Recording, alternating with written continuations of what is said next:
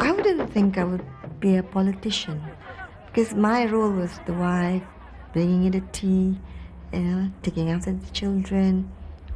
Bye-bye, so to speak, wave, gentle wave, Queen Elizabeth type, But, of course, I had potential. I always thought I had potential. She's a political wife whose ordeal has a familiar ring to it. Like Hillary Clinton, she's withstood the indignity of the most damaging sexual allegations against her husband and emerged stronger. Like Megawati Sukarno Putri in neighbouring Indonesia, she's an emerging leader, pushed towards politics by family. It's not a role Wan Azizah wanted, expected or had time to train for, but this wife and mother has been recruited as a leader for the most profound reform push in Malaysia's recent history. My political judgment is almost zero. Well, you're in an extraordinary position if that's the case, aren't you? Yes, I think so too. There you are. There you are. Sweet. Wan Azizah won Ismail's graduation book from the Dublin Medical School, where she trained as an eye specialist, casts her as the good Muslim girl. And it begins by saying, "Don't touch me, it's against my religion." It was another photo of Wan Azizah that caught the attention of a talented young political activist in Malaysia, Anwar Ibrahim. Well, this was the first time he laid eyes on me, this photograph. Anwar saw this and he decided he liked it. So. He investigated further. Oh, yeah. They married, Azizah remaining the hidden partner as Anwar found favour with Prime Minister Mahathir and climbed all the way to the Deputy Prime Ministership. Charming, intellectual and next in line to lead Malaysia, his career stalled when supporters began talking of a challenge against the Prime Minister. Anwar says Dr. Mahathir told him he could go quietly or to prison under a barrage of corruption, treason and sex charges. Anwar told his family and lawyers to get ready for a fight. Right from the beginning, Anwar has always said that we have to prepare for the worst, and the family and his supporters and his lawyers have been preparing for the worst. So anything after that is a bonus. I have no regrets. I've said to Azizah and the children, Papa is prepared for the worst. I first met Wan Azizah in the heady days of last September. As we drove to a rally near Malacca, she was just beginning to consider leadership. I think I will have to, but whoever is around that also believe in this cause will be my networking people. She knew the reform campaign her husband had started after his sacking was about to force his arrest, leaving her alone as a parent and forcing her forward as a leader for tens of thousands of Malaysians demanding change.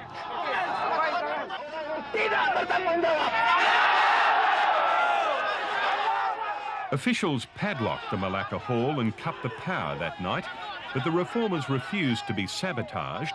20,000 stayed as Anwar began easing his wife into the limelight.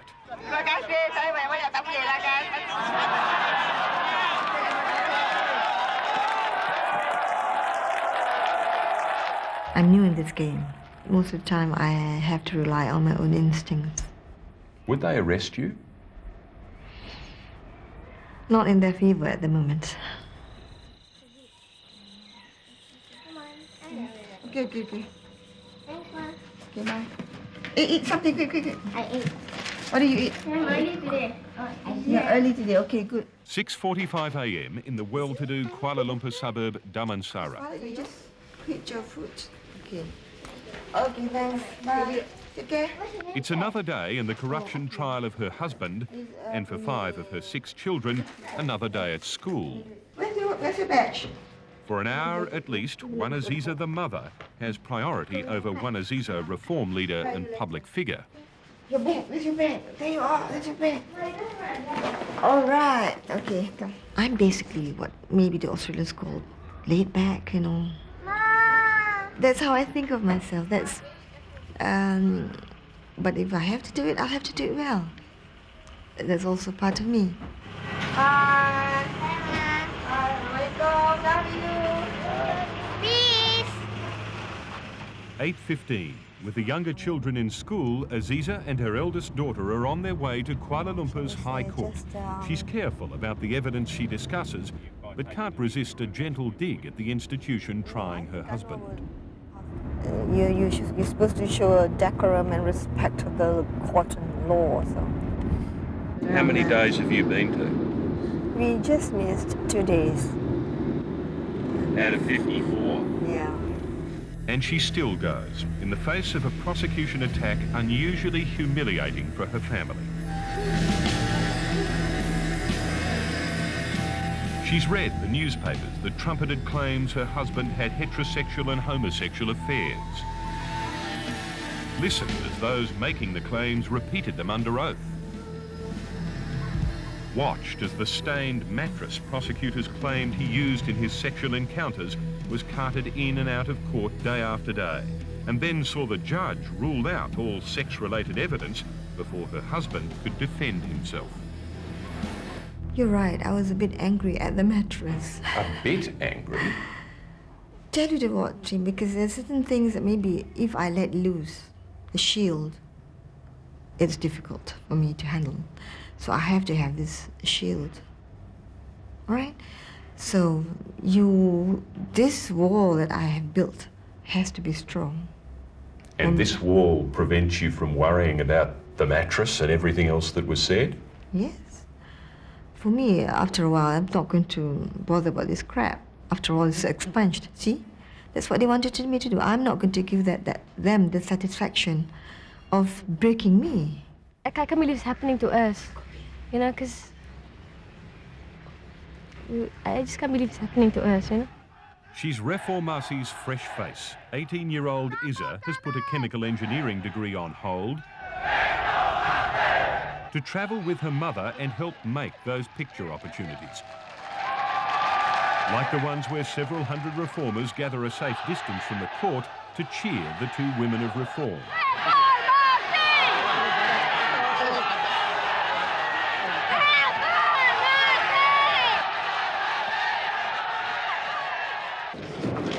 When the family needed international support, it was Izzah the envoy who coaxed Philippines President Estrada into speaking out on the cause.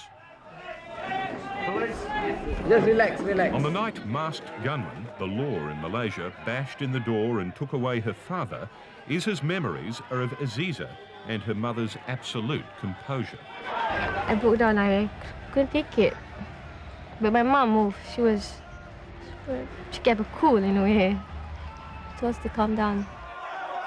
The day that he was detained I was terrified actually, and I didn't want to show it because my kids were all crying. And two of the children, Nuha and son Ihsan, have since told how police repeatedly jabbed them with submachine guns. They pointed guns at my back, and it was and Ihsan. It was really painful. I mean, I still had that night. I had bruises, and I didn't tell my mom. I pleaded with them, I said, please allow us to pray first before he goes, and I took his stuff. They gave us time to pack. She's very remarkably strong because she didn't shed a tear. You know, she held herself upright, and she just told us to calm down. Strong too in court when she saw her husband 8 days later, bruised and blackened from a bashing in police custody. Her daughters wept. She calmly examined his eye. I'm proud of Azizah, really, really proud of her for being able to carry out, you know, the movement and fighting for justice for the husband and handling the kids, which is not easy. Shamsidah Taharin, mother of 4, named by another family member as Anwar Ibrahim's mistress. Yet Shamsidah often visits Azizah. For all the suspicion those allegations of an affair might have stirred, Azizah meets her as a friend, not a rival. Shamsidah insists the rumours are wrong and hurtful. She says she cried as police took blood from her youngest daughter for DNA tests that ultimately showed Anwar had not fathered the child. Yeah, it's very unfair. And untrue? Yeah. I'm sad, because especially if it involves my daughter and all that, It's very sad, and That was a lie about your daughter yeah, of course. and about you. Yeah. So when was the last time you see him? Yesterday? Yesterday at the court, and he did very well. I know, you said he did extremely well. I know that there's nothing in the relationship, so you saw me with her, just like my sister. And you trust her and him absolutely? Don't trust anybody, absolutely. She'll tell you her husband has been hard done by, framed by political conspirators, denied the shot he deserved at the Prime Ministership. Anwar has pleaded not guilty, but the judge ruled no one can comment on Anwar's guilt or innocence. So what can Azizah say about all those claims, from selling state secrets to keeping sex slaves? If those allegations are true, yes, of course I'll be furious. But no, But they're not true. to me they're not. You don't, you say to you they're not. Are you sure they're not? Yes, the sodomy charges and the charges, they're not. They're all false. She has been thrust into a role that she was very little prepared for. But I'm simply amazed at how she has come through it. If Haji Sulaiman is right, Azizah had better get used to her new role. He's one of Anwar's 9 defence lawyers. All have been frustrated by a succession of rulings from Judge Augustine Paul, restricting the evidence they can use to defend the jailed former Deputy Prime Minister. The sense that there is fair play available, that each person can have a fair go, that sense has been very grievously affected in this country. It was to be expected because he's been dismissed. So the sentence has been done, has been passed. So the process is just to go through. The That's court how- is a rubber stamp? That's what Well, it sounds like. I mean, that's what it sounds like you're saying. I can't say it out loud. It's up for you to infer.